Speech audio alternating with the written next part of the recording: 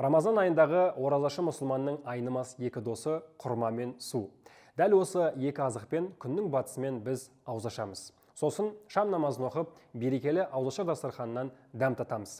Маңызды мәселе. Бірінші намаз, сосын тамақтану. Дәл осы реттілікті сақтаған абзал.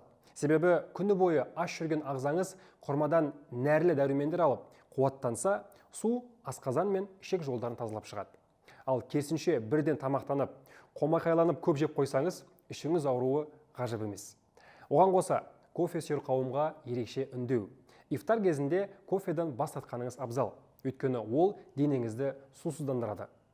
Қазіргі таңда нутрициолог ғалымдар аш жүргеннен кейін энергияның көзі болған глюкоза деңгейін көтеру үшін тәтті жемістерді жеуге кеңес береді. Олар бұл заңдылыққа ғылыми жолмен келсе, 14 ғасыр бұрын ардақты пайғамбарымыз саллаллаху алейхи уассалам бізге бұны сүннет ретінде қалдырып кеткен. Келесі маңызды ингредиент жемістер. Негізгі тамаққа кіріспес бұрын құрма, мейіз, алма сынды жемістерден бастасақ, ағзамызда қант мөлшері артып, ас қорыту жүйесі тамақтануға әзірленеді. Қант қосылған тәттілерді кейінге қалдырсаңыз, немесе мүлдем бас тартсаңыз, нұр үстіне нұр. Үшінші ингредиент клетчатка, дәрумендер, минералдардың қайнар көзі болған көкөністер. Олар ас қорыту мен Рамазанда жетіспейтін нәрсе, ұйқыңызды реттейді. Брокколи, сәбіз, шпинат, қияр, аспаздық қиялыңызды шектемеңіздер. Салатыңыз неғұрлым түрлі түсті болса, соғұрлым пайдалырақ болмақ. Бір жақсы жері көкөністер тоқтық сезімін береді. Ал ол болса, артық салмақ жинаудан сақтайды. Дұрыс, яғни күрделі көмірсулар. Рамазанда асқазаныңыз қуана тұтынуға лайықты төртінші ингредиент. Олар күріш, қарақұмық, яғни гречка, қырыққабат, фасоль, бұршақ, бүкіл түрлерін интернеттен қарап алсаңыз болады.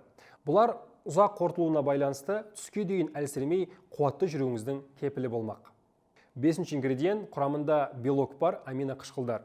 Аталуы күрделі болғанмен өзіміз күнде жеп жүрген ет, тауық еті, балық, сүт өнімдері, жұмыртқа сынды тағамдар.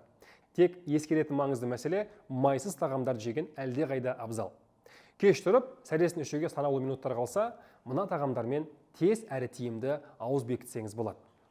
Ең әуелі белокқа толы майсыз тағамдарды таңдағаныңыз жөн. Кешегі ауызашардан ет, балық, тауық қалса, бисмилля, ас болсын. Сүзбе, ірімшік сынды сүт өнімдері табылса, үйдегілерді шақырып, тез тамақтанып алыңыз. Келесі құрма, мейіз, өрік сынды кептірілген жемістер сәресін тез ішуге таптырмас азық. Әдетте бұлар Рамазан дастарханында оңай табылады. Тек жуып алуды ұмытпаңыздар. Және де әрине жаңғақтар. Белокқа бай болғандықтан көпке дейін тоқ жүресіз. Ал алдын ала суға салынған жаңғақтарды жесеңіз, пайдасы арта түседі. Ең бастысы, тіпті сәресін ұйықтап қалып, еш нәрсе ішпесеңіз де, Аллаға тәуекел етіп, жәрдем сұраңыз. Себебі азық ол себеп, ал тойдырушы тек ризық беруші Алла тағала.